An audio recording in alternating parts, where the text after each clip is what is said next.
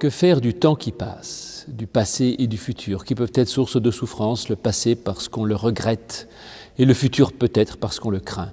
Alors il y a une sagesse dont il faut se rappeler, c'est que seul le présent est, le passé n'est plus et le futur n'est pas. Et par conséquent, il faut se concentrer sur ce qui est et non pas sur ce qui n'est pas. Quand on s'intéresse à ce qui n'est pas, on risque soi-même d'être absorbé par le non-être. Et on trouve cette sagesse d'ailleurs dans l'Écriture, quand Jésus invite à ne pas se préoccuper de l'avenir, et il dit « à chaque jour suffit sa peine » et le lendemain prendra soin de lui-même. Et également quand il invite à ne pas se retourner en arrière quand on est dans un champ pour aller chercher son manteau, ou encore plus radicalement quand il dit à quelqu'un « laisse les morts enterrer les morts et toi, suis-moi ». Pourtant, la Bible n'est pas totalement indifférente au passé. Et Dieu est sans arrêt présenté comme étant le Dieu de nos pères, le Dieu d'Abraham, d'Isaac et de Jacob, qui pourtant sont du passé. Et il y a un commandement qui dit aussi « honore ton père et ta mère afin que tu vives longtemps sur terre ». Donc on voit que le passé a aussi des conséquences possibles dans notre avenir. Donc oui, le passé a une importance parce que nous sommes enracinés. Il y a un enracinement dans le passé, nous sommes riches de ce que le passé nous a apporté, de ce qu'il nous donne. Mais de ce côté-là, il y a un tri à faire. Et donc tout le passé n'est pas bon. Et si nous sommes enfants d'Abraham, nous sommes peut-être aussi descendants de gredins, de voleurs ou de malhonnêtes, je ne sais pas. Et donc il faut savoir faire un tri dans le passé, faire mémoire de ce qui est bon et d'oublier ce qui est mauvais. Il faut avoir une mémoire sélective et c'est comme cela que le passé peut tout à coup devenir quelque chose de positif pour nous.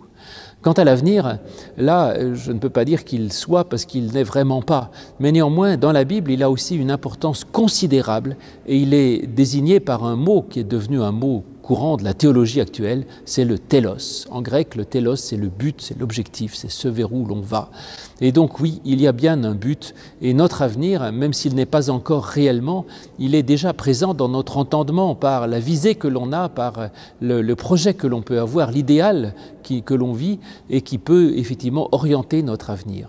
C'est pourquoi il est essentiel d'abord de ne pas se tromper de visée. La visée, c'est la foi en fait. Et quand on dit que la foi nous sauve, eh bien c'est parce que ce qui sauve notre vie, c'est la conviction, la visée, ce vers quoi on l'oriente. Et bien sûr, tout cela ne détermine pas entièrement, mais néanmoins cela oriente et cela permet d'aller quelque part et cela donne sens à notre vie. Et puis dans l'avenir, il y a autre chose, c'est que le Dieu de l'avenir, eh bien, c'est justement notre Dieu. Parce que Dieu, sans cesse, crée du nouveau et sans cesse, il fait du neuf. Et par conséquent, nous n'avons pas à craindre parce que notre avenir est dans les mains d'un Dieu bon et d'un Dieu d'amour et d'un Dieu qui nous aime.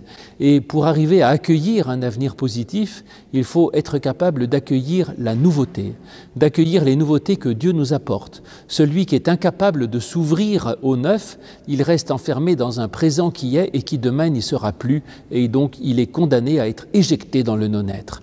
Et donc pour rester dans l'être, dirais-je, il faut être capable sans cesse d'accueillir un avenir qui n'est pas encore mais qui survient à l'être. Et ça, c'est la disponibilité que l'on peut avoir et il y a aussi de cela dans la foi. La confiance dans un Dieu qui conduit notre monde vers un télos, vers un but qui est celui du royaume et être capable d'accueillir toutes les nouveautés de ce qui n'est pas encore mais ce qui sera, s'adapter à cette nouveauté pour pouvoir être soi-même un être neuf. Alors ce n'est pas toujours facile d'accueillir les nouveautés, mais là encore nous avons la chance d'avoir un Dieu qui lui-même nous transforme et donc il faut se laisser transformer par Dieu et accepter que Dieu chaque jour fasse de nous des êtres neufs pour accueillir un monde nouveau et pour créer avec lui et à ses côtés le monde nouveau de demain qui s'approche du royaume.